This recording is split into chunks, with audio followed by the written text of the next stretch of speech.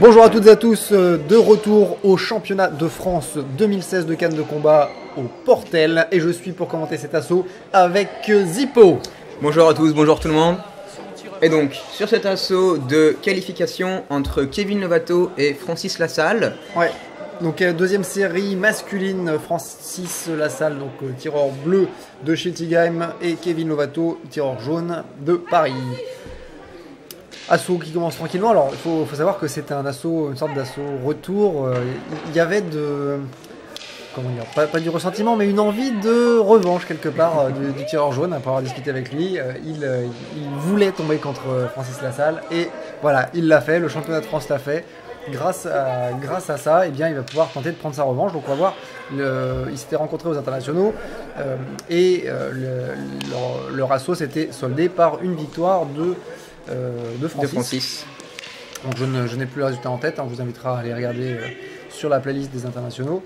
Et donc là, le tireur jaune, Kevin, va chercher sa revanche. Sera-t-il à la hauteur donc? On voit qu'ils ont directement pris l'assaut à plein corps. On voit que Francis a déjà son style très offensif et très dynamique qui lui permet de pouvoir attaquer relativement de façon assez nombreuse, sans s'arrêter, tout en étant une certaine limite technique. Kevin a tenté de la parade riposte sur les prochaines, sur les précédentes offensives. Là, il est reparti un peu plus offensif. Il attend, il a l'air quand même d'être attentif à ce que Francis produit. Plus réceptif, oui. Il demande de l'arbitre de... Pour les seconds, apparemment, de venir aider pour le matériel. Pour le tireur jaune des lacets, qu'il a fait apparemment lui-même. Ah, une remarque aussi pour le tireur bleu, apparemment, pour la coiffe, oui, c'est ce que j'ai l'impression. Voilà, la coiffe est remise. Et ça va pouvoir le donc reprendre. Le second de Francis repart à son poste et l'assaut reprend. Ouais, on voit quand même que le tireur jaune, Kevin, tente malgré tout quelques approches pour récupérer la main, mais il reste assez plus défensif dans la part de c'est-à-dire que là, il a l'air de déclencher. C'est-à-dire qu'il avance vers Francis, et puis dès que Francis déclenche, il part et riposte. Alors c'est une stratégie qui peut fonctionner, hein, on a vu au tout début de l'assaut qu'il y a deux touches qui sont passées vraiment pas très loin, voire qui ont touché, voire qui lui ont rapporté des points. Une petite phase d'anti-jeu qui est signalée par monsieur l'arbitre.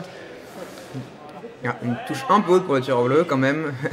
Mais après, Mais qui était bien faite, hein, sur la fixation. Oui, c'est ça, elle était bien apportée. Après, on voit justement que dans une situation où le principe par riposte devient très limite, donc il est dur aussi de savoir vraiment qui a la main et qui reprend ces situations-là. Il faut absolument que les juges soient au taquet, qu'ils soient extrêmement réactifs sur le principe de par riposte, qu'ils arrivent à suivre la main. Alors, pour avoir discuté avec des juges arbitres nationaux, et notamment Julien Falconet, lui recommande, pour suivre la parade riposte, d'allumer des lampes au-dessus des tireurs. C'est-à-dire que celui qui va prendre la main, donc celui qui va prendre l'initiative de l'offensive, de l'attaque, eh bien on commence par allumer une lampe au-dessus de lui, et puis dès que le tireur en face apparaît et riposter, eh bien la lampe change de côté, elle s'éteint du côté de celui qui a terminé son attaque, et puis elle s'allume du côté de celui qui a pris la riposte, et ainsi de suite, jusqu'à ce qu'il y ait une touche, et là on peut dire c'est celui au-dessus duquel la lampe est allumée qui a la priorité. C'est un système qui est assez intéressant, que j'ai pas mal utilisé aussi pour m'entraîner sur cette vision-là, on va dire cette reprise de la main, mais qui a des limites, qu'elle demande malgré tout de visualiser en fait la question, d'être capable de mettre une lumière sur des autres qui vont très vite.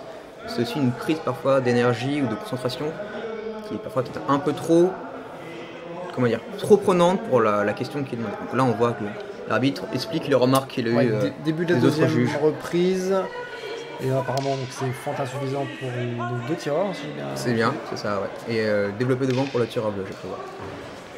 Donc voilà, directement on voit que tentative d'attaque du tireur jaune pour déclencher le tireur bleu, et inversement. Qui réussit d'ailleurs, le tireur bleu qui part au quart de tour.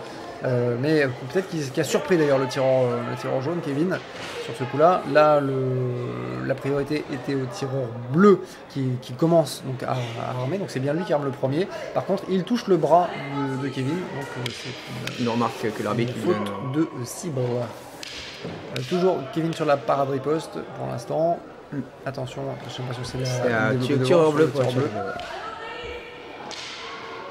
Apparemment, les pénalités commencent à tomber. Sur une seconde reprise, ce qui n'est pas forcément Je disais, hein, c'est aussi des moments où justement ils ont encore une reprise, deux reprises pour essayer d'améliorer leurs défauts.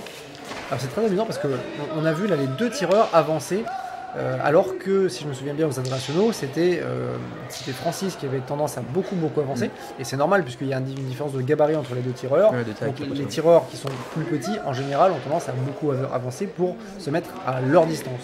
Là sur cet assaut là, c'est pas vraiment le cas, c'est plutôt Kevin qui avance et qui cherche à pousser Francis à l'extérieur, ou en tout cas à le pousser dans la zone entre les 6 et les 9 mètres, alors que les deux tireurs s'arrêtent pour Une raison inconnue. Voilà.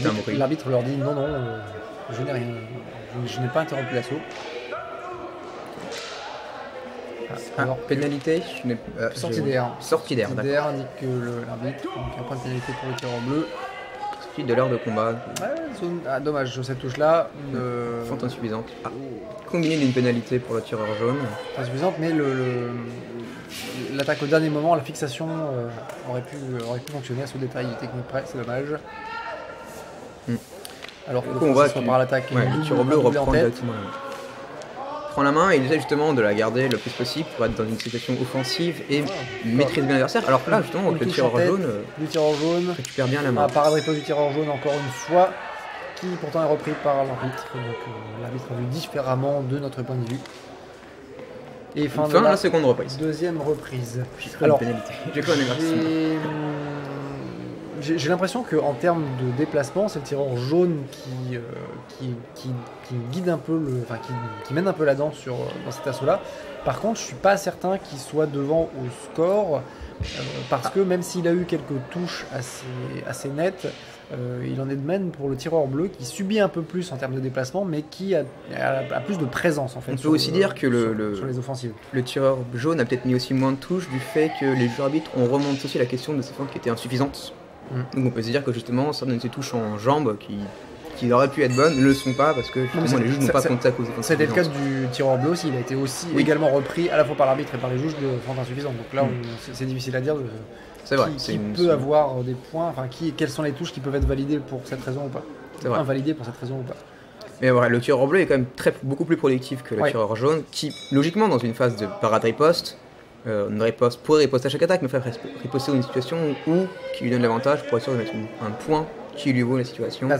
Ce qu'on a déjà vu en plus, c'était que les tireurs productifs ont en général l'avantage lorsqu'on est limite en termes de points.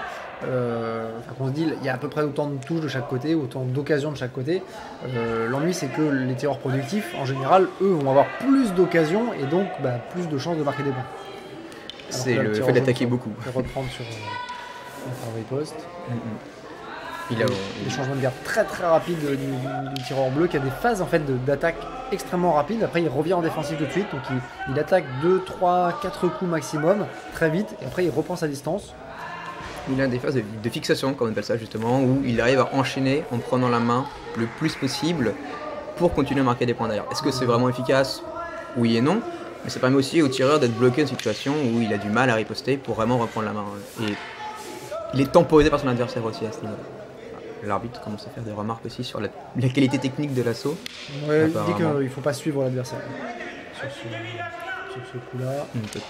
Kevin qui tente de briser en contre-attaque. Mais il s'est fait toucher lors de sa contre-attaque, donc forcément c'est Francis qui a la priorité et qui du coup valide le point. Le tireur jaune, on le reproche en fait de parade riposte car il n'était pas dans son droit. Là c'est lui qui a la priorité, mais voilà, l'arbitre reprend pour Francis. L'ennui c'est que comme Kevin a tenté de toucher la jambe arrière quand le tireur en face, quand Francis a essayé de partir en jambe, c'est pas très visible et voire on a des chances de rater la cible. On voit que le tireur jaune justement, tente aussi des phases de ralentissement pour bloquer son adversaire qui justement dans des phases à la fois de riposte ou de fixation très rapide, de justement essayer de le temporiser pour lui donner un avantage soit tactique, soit le mettre aussi à sa valeur, à sa rapidité. Pour Kevin. Il faut que les deux en fait ils ont tendance à toucher et pas enchaîner. Alors, un peu plus Kevin que Francis. Comme Francis a des tendances à être dans la fixation, il hésite beaucoup moins à enchaîner derrière une attaque, alors que le tireur jaune est en plus dans une phase de parade riposte et de ralentissement. C'est peut-être aussi ce qui bloque sa capacité de pouvoir réenchaîner derrière une attaque. Je pense que c'est peut-être aussi lié par rapport à ses envies tactiques à ce moment-là, qu'il le concentrait plus sur des phases défensives que vraiment offensives. Et même si on voit là donc une phase de part d'épaule de tous les deux, avec un saut, une esquive sautée de la part de Francis, qui essaie de faire une esquive riposte en tête en même temps. Fin de la troisième reprise. Fin de l'assaut. De salut. C'était un assaut qui était particulier à la fois parce qu'il y avait un grand ressenti peut-être des deux tireurs, on ne sent pas, mais disons que le tireur jaune c'était un assaut qui était important pour lui, qui voulait vraiment essayer de faire le mieux et de se donner vraiment sur tout ce qu'il pouvait faire sur cet assaut. Et on voit justement, ça s'est ressenti qu'il était beaucoup plus mature, il était beaucoup plus près que l'assaut des internationaux. Je ne l'ai plus vraiment en tête, je l'avoue. Il était moins gêné, on l'a senti moins gêné par la gestion de la distance. Voilà. Et aussi même il a essayé justement des phases pour limiter son adversaire, des phases de ralenti ou des phases de part riposte, qui avaient vraiment un intérêt et qui étaient bien choisies dans sa tactique. On voit qu'il a vraiment réfléchi à comment préparer son assaut. Après, bon, malheureusement je connais aussi moins le tireur bleu, peut-être qu'il a aussi lui aussi beaucoup préparé cet assaut et qu'il était aussi en état de vouloir chercher encore à confirmer sa victoire. Nous saurons lors des prochains internationaux ou championnats de France si nous ne le voyons pas. Et je pense que il y a, outre les problèmes techniques qu'on a vu qui ont été relevés par les juges et les arbitres, peut-être que Kevin sur cet assaut-là aurait pu. Il a tenté des ralentissements, mais je pense que ils ont été faits à quelques moments un petit peu trop tard. Enfin, le ralentissement lui-même a été déclenché un petit peu trop tôt, ce qui fait que il n'a pas réussi à exploiter les ripostes rapides. Voilà, une victoire. Victoire de Francis, 9 à 5. Vérification, excusez-nous. C'est ça, 9 à 5. Voilà, une victoire donc de 9 à 5 du tireur de Francis Lassalle, qui donc qui permet non pas de passer en quart, en fait j'avais un doute, excusez-moi. Donc oui, une victoire, encore une défaite, peut-être une tristesse encore pour Kevin Lovato dans cette défaite. Mais c'est peut-être une raison supplémentaire aussi pour s'améliorer et vaincre Francis une prochaine fois. Surtout que c'était mieux fait que les précédentes fois, ils sont mieux sortis. Et le prochain match, peut-être encore une nouvelle tentative de revanche. On le saura en tout cas dans un prochain match. Merci de nous avoir suivis.